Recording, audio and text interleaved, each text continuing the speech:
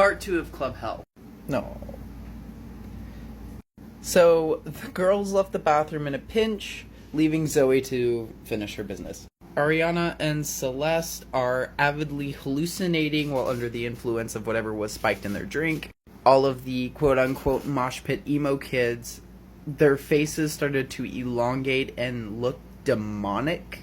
They were seeing some crazy stuff.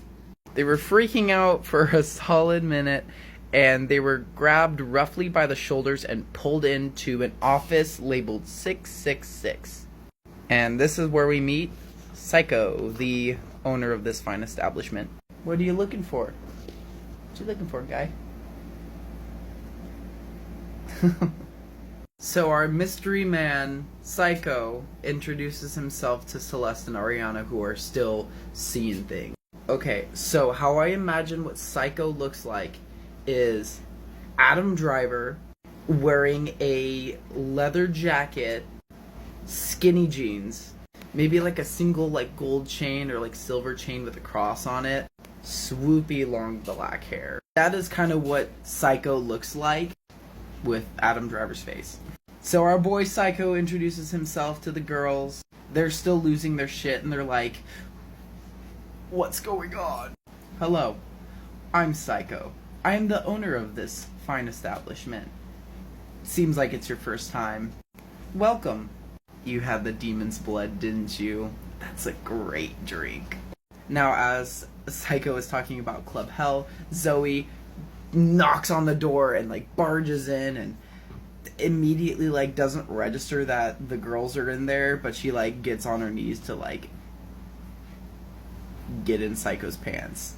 Psycho, without blinking, is just like, "Oh, hey, you want to say hi to your friends there?" She stops and she turns. She's like, "Oh my god, I was looking for you guys." And the girls are just like, "What's going on?"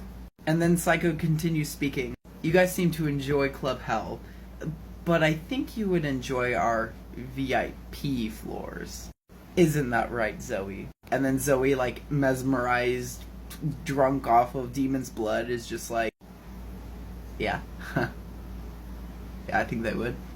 So after some rambling in the book, I kept zoning out around this part. They all kind of loaded into an elevator in the back of this office, and they go down a few floors, and this elevator's pretty old, so it lets out this weird demonic like ringing at each floor it kind of passes. And the girls are still losing their shit. They're just like,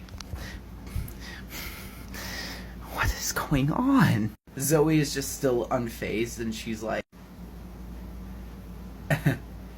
and Psycho's just enjoying the moment. So they go all the way to the bottom floor, and the elevator opens up to this deep purple velvet curtain.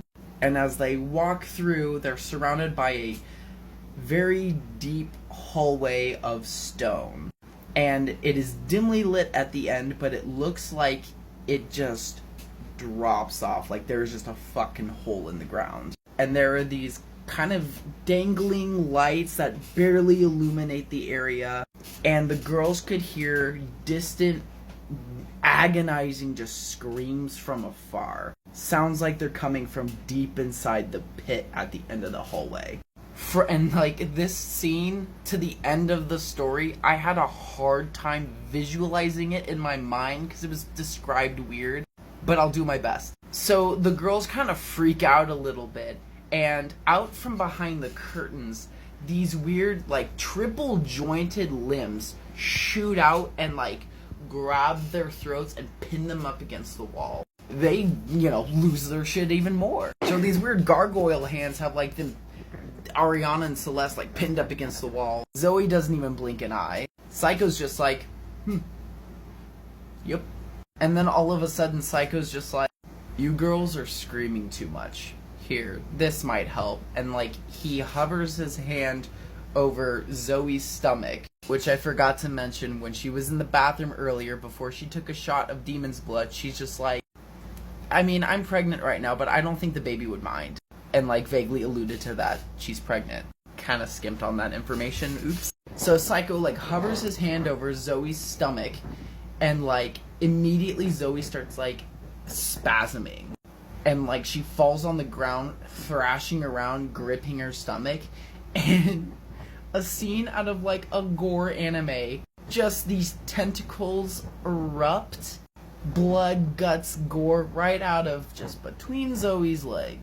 They were described as these worm tendrils, and there was 2 of them, and they snaked up the girls' bodies and like shoved themselves down their throats to shut them up.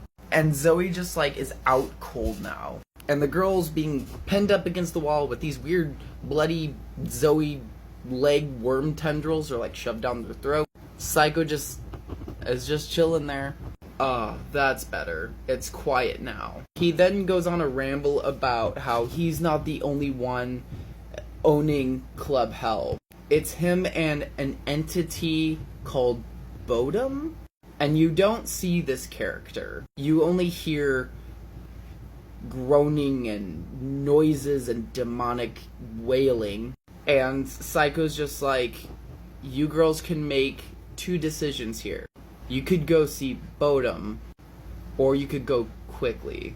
And he pulls out just this freaking sword from the wall and picks up Zoe by the hair and like, whee, takes her head off, tosses it down just the hole at the end of the hallway, just kind of hacks at her limbs and tosses her limbs into the hole, and just cuts her up nice and neat. And as he's doing that, he's just kind of talking about how useless her body is and how useless Zoe is. She's just a pointless used thing. There are many more like it. There's nothing special about her. And then he looks back at the girls after he's done like dismembering Zoe, and he's like, now you could go see Bodum, or you could get the sword. You just gotta blink twice. And both of the girls like refuse to blink. Oh, that's a shame. Come on, you're making it too hard for me. And then it took him a little bit, but Ariana finally, like, caved and took one for the team. So, Psycho, cut the worm tendril off, like, right by the mouth, and it, like, slid down her throat, allowing her to speak. But she could feel this worm begin tearing at her insides. And Psycho's just like, you could get the sword, or you could go up these stairs over here and go to Bodum. And Ariana's just like, Celeste, I love you, but I can't. And she like yeets herself down the hall and like dives straight into the hole at the end of the hallway. And Psycho's just like, well, I guess there's a third way out, and I didn't really count on that happening. Unfortunately, that's not a quick death. She'll probably die of terror much before she reaches the end. There are things down there that kill people. And unfortunately, she will meet her death. Eventually. Celeste also gives in and is released from the grips, but also swallows the weird worm thing. And she decided to go up the stairs to meet Bodum.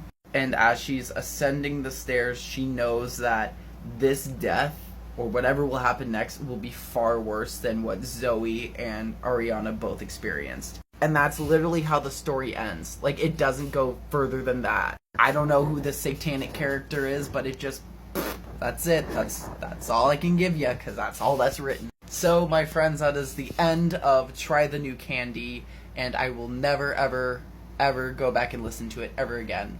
That's a solid one and done from me. So, next I will pick one of the stories on my list, and I will continue with a few more. It's been real, dog. Bing Bing says bye too. Goodbye.